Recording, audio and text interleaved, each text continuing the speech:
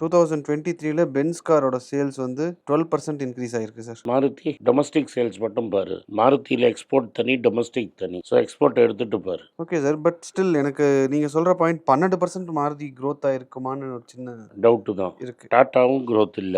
ஒன்னே ஒன்று growth Mahindra. ஹியூண்டாயும் growth கிடையாது. பஜாஜ் என்ன சொல்றான், 125 சிசி வண்டி தான் மினிமமே விற்குதுங்கிறான். ஹீரோ மோட்டார் படுத்த படுக்கையா கிடக்கு. இதெல்லாம் என்ன சொல்லுது உங்களுக்கு?